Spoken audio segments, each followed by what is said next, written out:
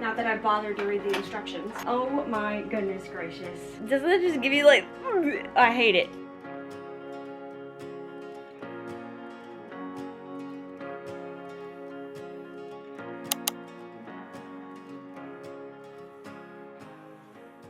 Hey, welcome back. I know it's been a few weeks and you are probably neck deep into fall right now, but I have a confession to make. I have not decorated for fall one bit. Not one single piece of decor, not one pumpkin. I haven't.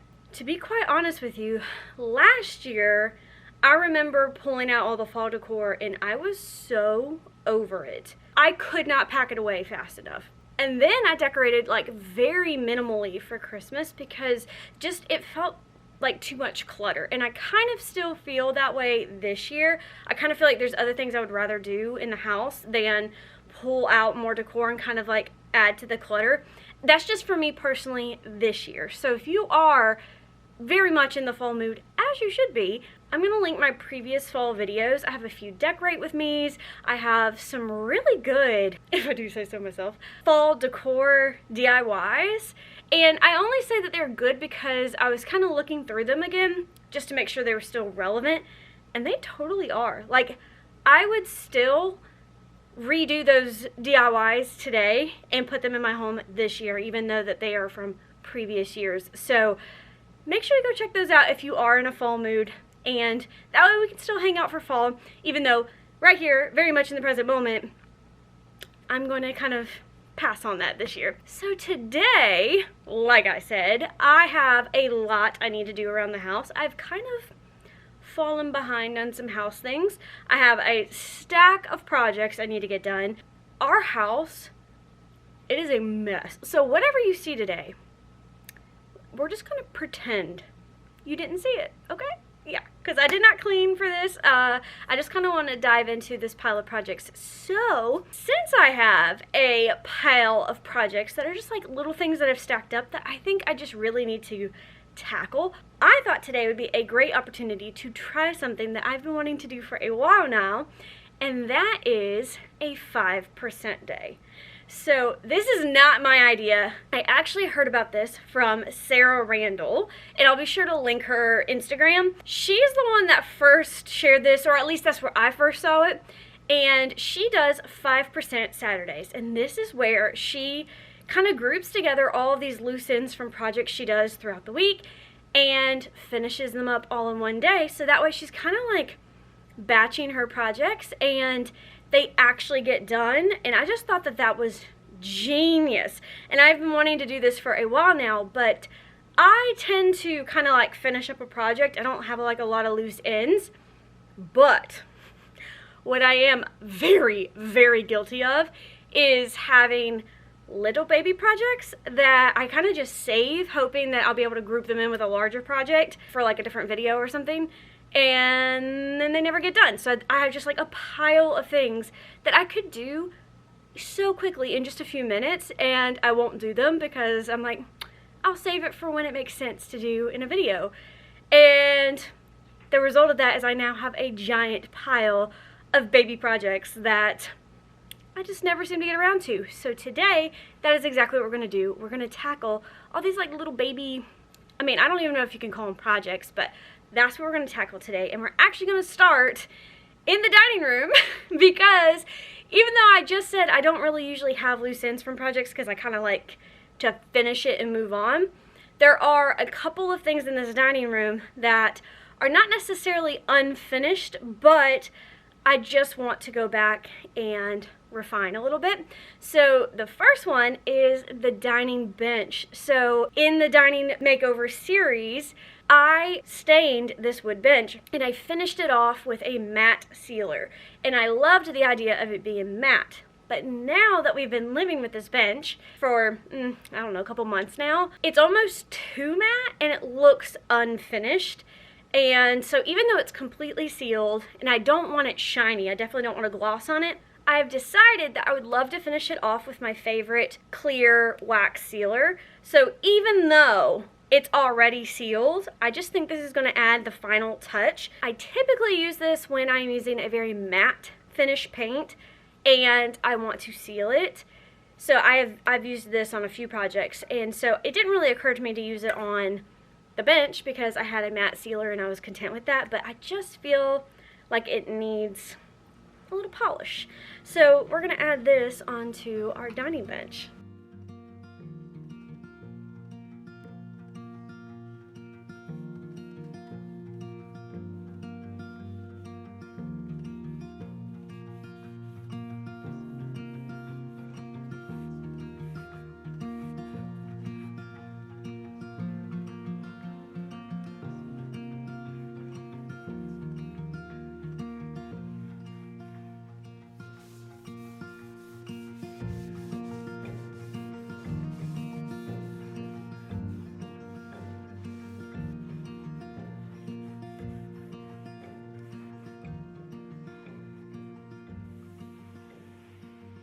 I cannot get over how much better this looks. Like, I knew it would make a big difference, but hopefully it comes across on camera, but in person the difference is huge. Before it was just so dry and unfinished looking, and now, I mean, that took me maybe 30 minutes, and that was so simple to do. Like, I'm literally wearing white, you know what I mean? It's just such an easy thing to do because you don't have to worry about it getting on your clothes. Like, you don't really have to worry about anything because it's just a clear top coat and it goes on so easy. Best part about this is that I can come back, if it starts looking dry again, I can put another coat on. I have a feeling it's super dry and that it may absorb this more than I think it will, but it just looks so much better. It just looks rich, you know what I mean? So happy I finally got this done. So I'm gonna let this dry and move on to the next item on my list, which is also in the dining room, and that is the dining room curtains. So back when we were doing the dining room makeover and I was hanging the curtains, I said that I had leftover hooks from where we did the living room, and I did, but I did not have enough. Not even close. Not even close. So 2 of these curtains have actually just been hung through the little loop that comes with the curtain, and they are literally dragging the ground. And then the other 2 have like the minimal amount of hooks because I did not have enough hooks to put the full 7 per panel. That really makes it look correct, I guess is the right word. So I've ordered more, and now we can actually do the curtains correctly and add the rings to the other set of curtains that have never had them ever since we did the dining room. So we're gonna do that, and I'm gonna show you, because I don't think that I don't think when I did the living room that I really explained it, but I'm gonna show you my faux pleat technique that I use, where you can get a faux pleat look using like the little rings and clips. So it's not perfect because you still see the ring, but it definitely makes a ring and a clip look more elevated. So I'm going to show you how I do it. It's important to start with a curtain that is both longer than your actual window because you're going to fold it over. Even if it's not as much as I have, you're still going to fold it over. And 2, that it is longer than what you need, because each time you do a little pleat, you're going to take away some of that fabric. Does that make sense? So like, there's probably a good 1 to 1/2 inch that's going to be used for the pleat. So I found that with this length of curtain, which is originally, I think they're 54 inches wide, I used 7 rings. And so obviously I didn't have 7 rings, and so now I have 5. And the problem with this is that there's too much distance between the 2 rings, and so it slouches and it looks sloppy. So we may have to move some of these, but generally I start with the 2 edges. So I have my 2 end pieces, this end and this end. And then I usually just fold it in the middle, and that's where I get my next one. And then that way I don't have to measure. I just keep folding in the middle. So then I fold in the middle again. And so what I need to do to add in again is I need to fold this one again. So when I fold it, the part that is facing out gets folded in. If this is the front of my curtain, I'm going to fold it in like this. I'm going to line up my two clips, And then I'm gonna just pinch this together and add another clip. And you just want to clip it where there's just a little bit tucked behind it. It's just a little bit. And then when I open it up, I have my faux pleat. Also, I'm trying to count because I don't know why I thought I used 7 per curtain. Because if I keep going this way, that's 5, 6, 7, that's 9 per curtain. I don't know why I said that. I don't know why I thought it was 7, but I was so positive that it was 7.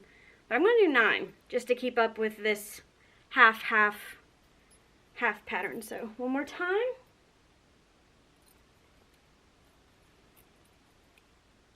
Okay, now I'm going to repeat this on all of the panels and hang it back up and see if they don't look a little better than they did half done.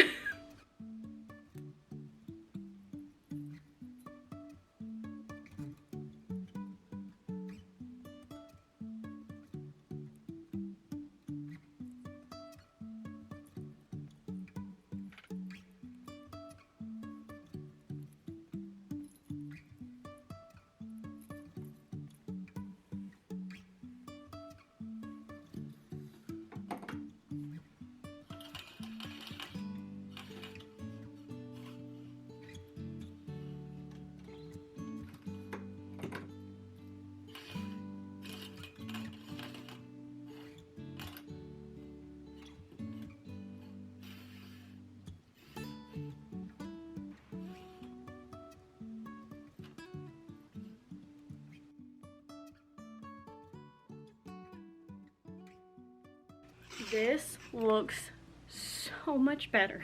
Who knew that having, I don't know, your curtains hanging the same way on the same window versus having 2 different kinds of methods of hanging it would look so much better? Who knew? Anyway, I went back and counted over in the living room because I could have sworn, I was like, I only need 7 for each one, and then I wound up doing 9. And I was like, I swear it was 7. I went and counted, it was 7. So I don't know what I did to get 7 equally spaced versus the 9 equally spaced, but I actually ended up liking the 9 better because they just look more uniform. And because the distance is shorter, it actually hangs the curtain up a little tighter, where with the 7, it droops just a touch. And so like the 5 that I had before drooped a lot, and I was like, that's sloppy. The 7 looks okay, but after I saw the 9, I realized that the 7 also has a little bit of a droop. So I have leftover hooks here, and I'm going to probably wind up going through and adding an additional 2 clips to each of those curtains also, just because this looks so much cleaner and like neater and straighter, and I just like the look of it better, and I have a bunch of extra clips, so why not? But that is actually the last little thing that I have for the dining room. And now I want to actually move into the kitchen. So again, I just want to remind you of like the little disclaimer that I threw out there at the beginning, and that is that my house is a mess, and I have no intention of cleaning it today. Instead, I want to play with my little projects and not clean. So it's a mess, I know, and I'm sorry. But these projects should be fun. In the kitchen, there are just a few little things, and again, these are the kind of like small projects that I could do in like 5-10 minutes and make a huge difference, but I haven't because I was like, it doesn't make sense. It's just a small thing. I'd rather save it for when I'm already working in the kitchen, yada yada. And so that's where a 5% day is really awesome. So the first thing that I want to do in here is actually something for my kitchen drawers. And I don't know if you remember, back earlier this year, I actually organized these kitchen drawers in order to hold far more than what they were previously holding. And I actually was able to clear out a whole drawer and make a dedicated spice drawer, which we didn't have before. So we've been loving that, and they've been working so well this entire year. But there's one thing that has been driving me up the wall every time I open this drawer. So if I say to you, hey, open that drawer, do you see how this is just sliding around? My forks are like all the way up here, so every time I open this drawer, I wind up sliding everything back into place.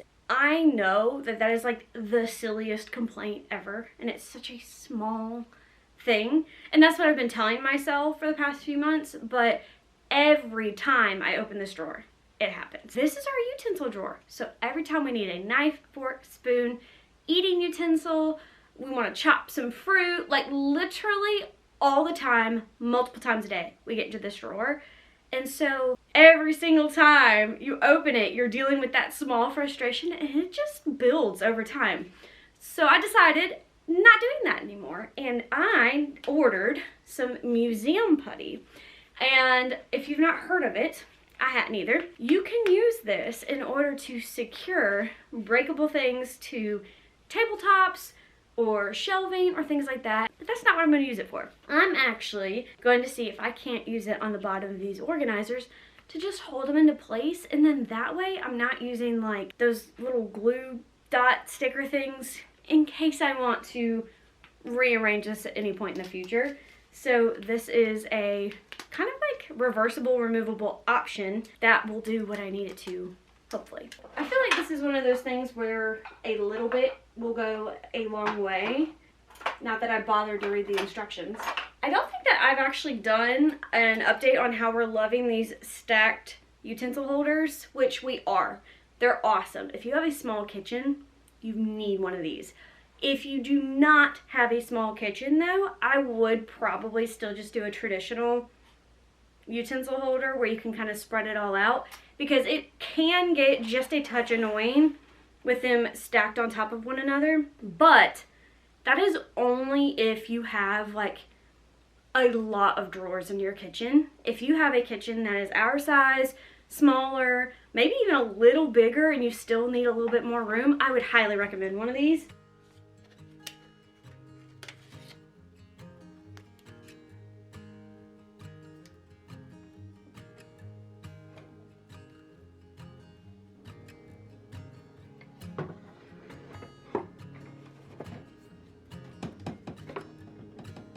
I'll tell you what's interesting is this putty is not, it's not sticky in any way.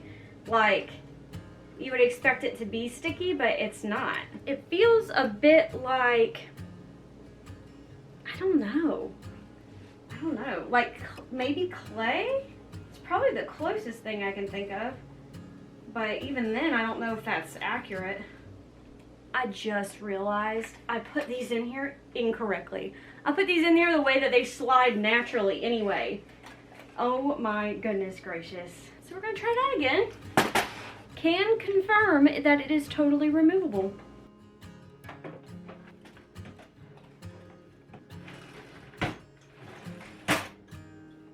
That is amazing.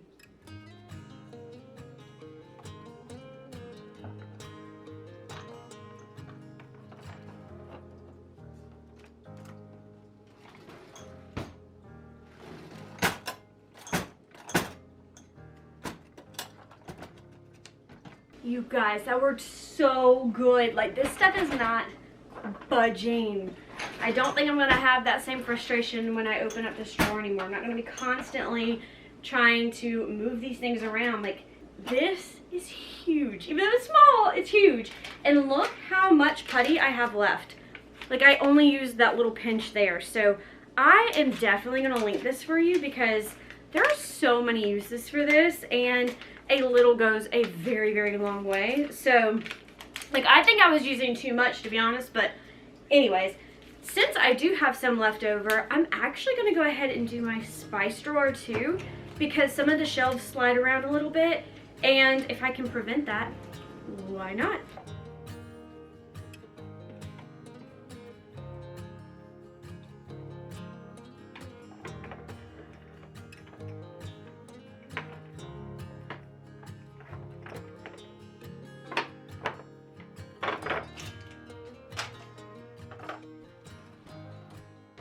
So now that I have the drawers fixed, first of all, it is so much better. I'm kicking myself that I did not do this sooner, because it has made such a big difference already, and like, we've not even really used them yet. And I'm just so excited to wake up tomorrow morning and come down here and try to get my straw for my coffee and not have to slide all the bins around. Just so good. If you have the same problem or if you have other uses, I can highly recommend the museum putty. It's reusable, it's removable. I accidentally tested both of those things when I got my little arrangement wrong, but it totally works. A++ product in my book. So now that those are done, I want to try to swap out my plates and dishes with the ones that I have in the cabinet. I want to use my nice ones that I got when we redid the dining room. And these have actually been in the dining room cabinet ever since. And obviously we've not been using them. And what I have in the kitchen to use is actually mismatched plates, and I want to use our nice plates. Also, I don't think I have a set of 8 of any of our plates or dishes, so I can't really host guests, and I have a full set here of everything. And so luckily I remembered this morning to throw them in the wash so that way they're clean, dust-free, and ready to use. So I just need to try to swap them out. I am a touch worried because these bowls are a little bit wider around than my current bowls. So I don't know if they're going to sit in the same spot, and if they don't, I don't know if they're going to fit in our cabinet. So I may have to find a new place for the bowls, but I'm excited to try to swap these out.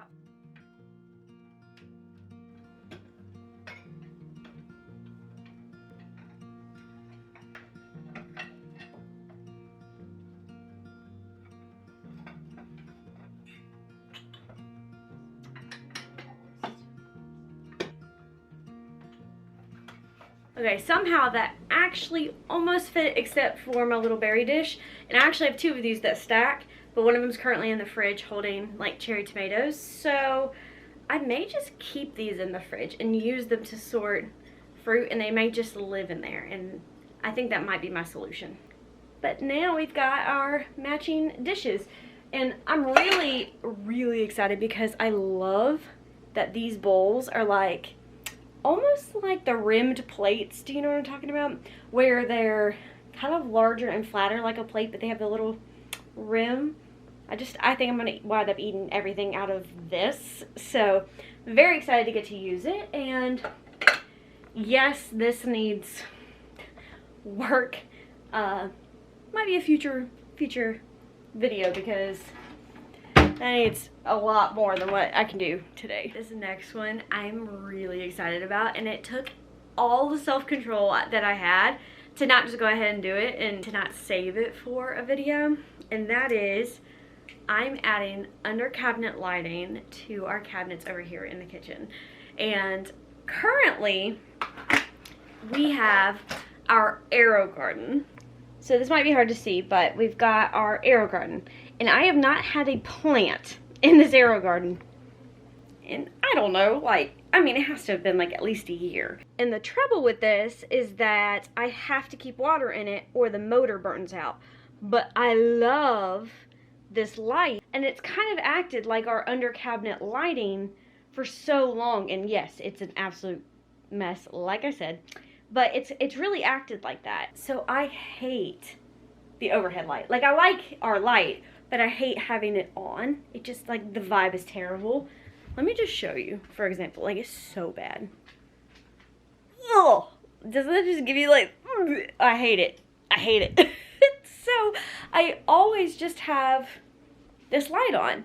And this is what I cook by. This is how I make my coffee in the morning. Like, it's just always on. And that's really the only light I ever put on in the kitchen. And, like, it's more than enough. And then during the day, we get so much light from this giant window. So, like, it's more than enough. I just kind of came to terms with the fact that I hate having this big thing here.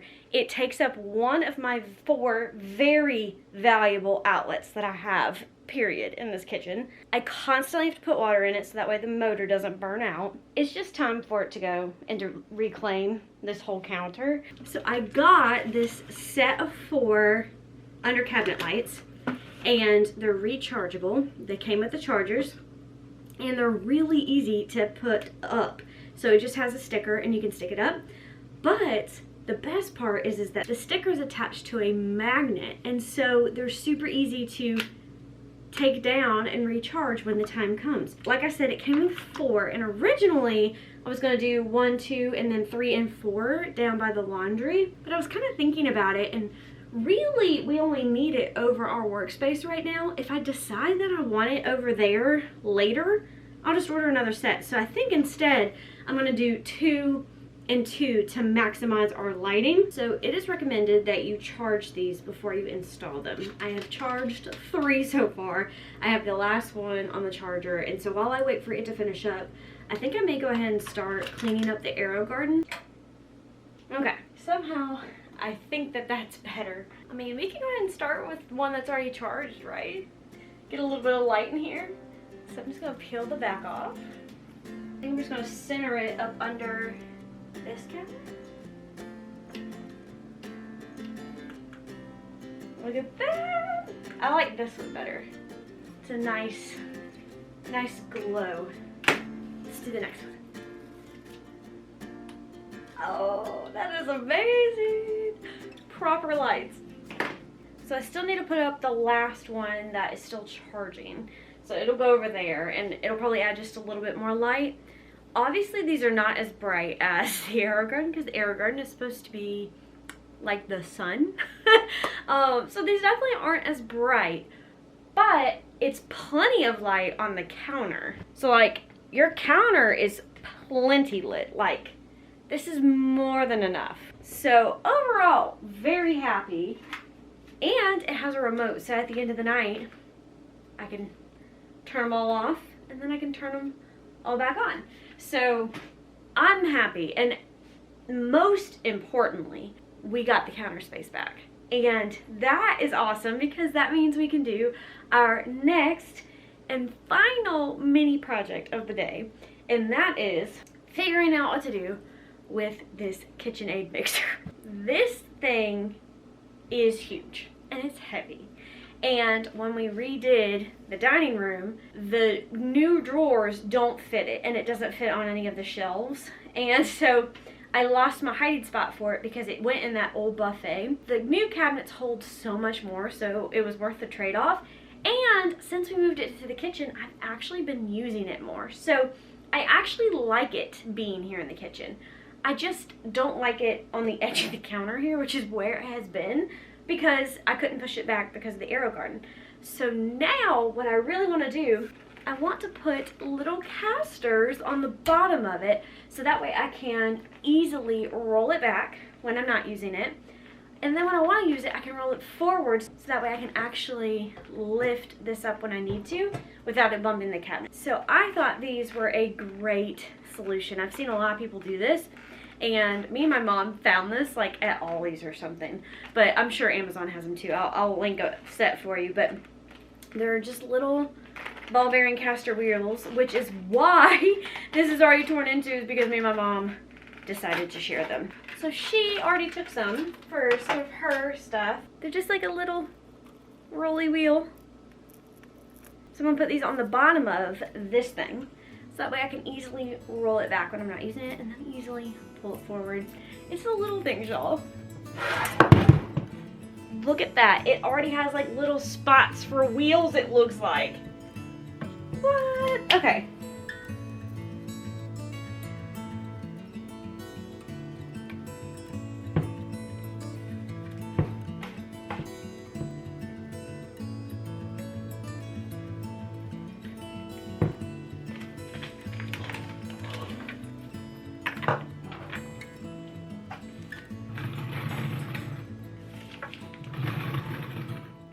So it definitely wheels. If you've ever touched one of these things, you know that it does not wheel like that, and that it's very heavy.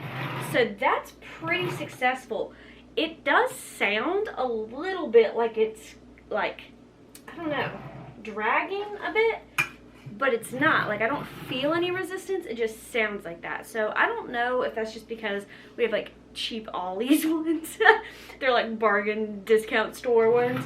And maybe if you ordered a pack, it would be better, or if that's just the way that they are. But I mean, this is definitely a win.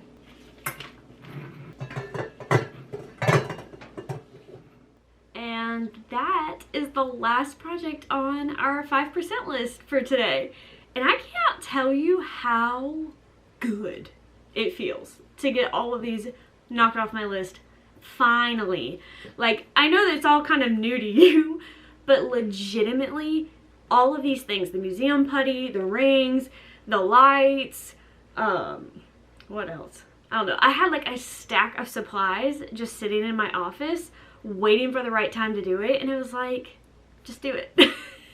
So it feels so good to finally knock it all off my list, and also it feels really good to have this stuff done in the house. Like, to open this drawer without it sliding around on me, or to actually have properly hung curtains in the dining room, finally, to have counter space back. Like, these are huge. Well, not really, they're small things, but they're huge in our day-to-day life. Like, we're going to really enjoy having these things done, and I'm just really sad that I put it off for so long. So I hope that you enjoyed today's video and enjoyed this 5% day as much as I did. Again, 5% day is not my idea. I got it from Sarah Randall, and I'll be sure to link her awesome Instagram below, but it is totally worth doing, you guys. Like, I hope each and every one of you makes your own 5% list and starts tackling that stuff. And I would love to hear what your 5% list is in the comments, and I'm just telling you, it's gonna feel so good. Thanks again for watching, you guys, and I will see you so soon in the next one. Bye!